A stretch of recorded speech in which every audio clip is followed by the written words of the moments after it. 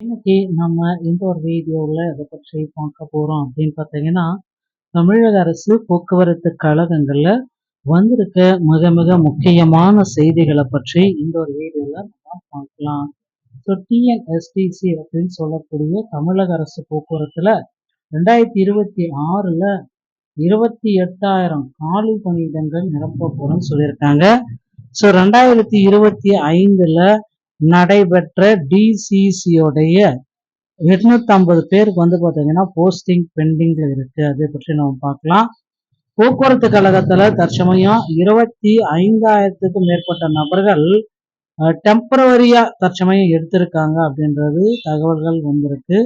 So டிஎன்எஸ்டிசியில் temporary டிரைவர்கள் பார்த்தீங்கன்னா ஆக்டிங்ல இருக்காங்க. ஸோ விபத்துகள் அதிகமாக நடக்க வாய்ப்பு இருக்கு.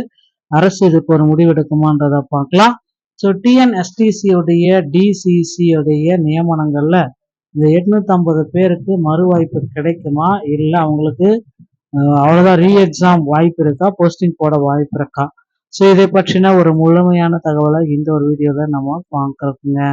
ஸோ தமிழ்நாடு அரசு மாநில போக்குவரத்து நிறுவை சங்கங்கள், ஸோ இதில் பார்த்தீங்க அப்படின்னா போக்குவரத்து கழகத்தில் காலி பணியிடங்கள், ஸோ 2026ல் 28,000 காலி பணியிடங்கள் போக்குவரத்து கழகத்தில் வரும் என்ற அறிவிப்புகள் வெளியாகி இருக்கிற நிலையில், ஸோ போக்குவரத்து கழகத்தில் அடுத்தடுத்து நிகழக்கூடிய தட்டுப்பாடுகளை களைவதற்காகவே அரசிடமிருந்து புதிய வழிமுறைகளை பெற்றிருக்காங்க.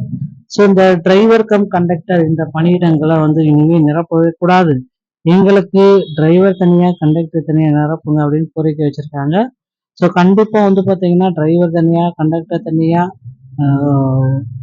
அப்டேட் கொடுப்பாங்களா, இல்லை அப்படி டிரைவிங் லைசன்ஸ் கண்டக்டர் லைசன்ஸ் டிசிசியோடைய நியமனத்தை கொடுப்பாங்களா அப்படின்றது நமக்கு தெரிய வருங்க.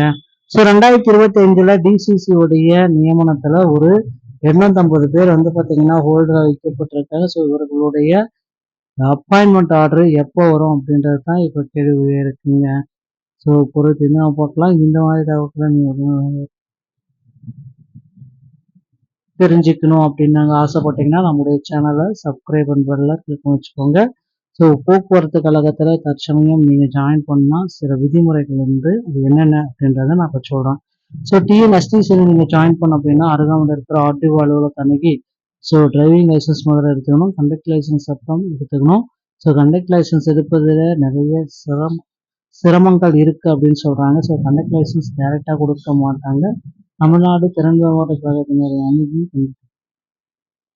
அணுகி பெற்றுக்கொள்ளலாம் அப்படின்னு சொல்றாங்க. ஸோ இதை பெற்றுக்கொண்டு அதை கொண்டாந்து ஆர்டிஓ அலுவலகத்தில் கொடுத்தா உங்களுக்கு கண்டக்டர் லைசன்ஸ் கிடைக்கும் அப்படின்ட்டு எதிர்பார்க்கலாங்க.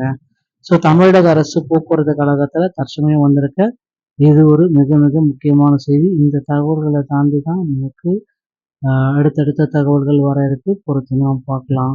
ஸோ டிஎன்எஸ்டிசி சம்பந்தமான செய்திகள் அனைத்தையும் உடனுக்குடன் வர நீங்கள் நம்முடைய சேனலோடு இணைந்திருங்கள். மீண்டும் ஒரு நல்ல தகவலோடு நான் உங்களை சந்திக்கிறேன். நன்றி, வணக்கம், தேங்க்யூ.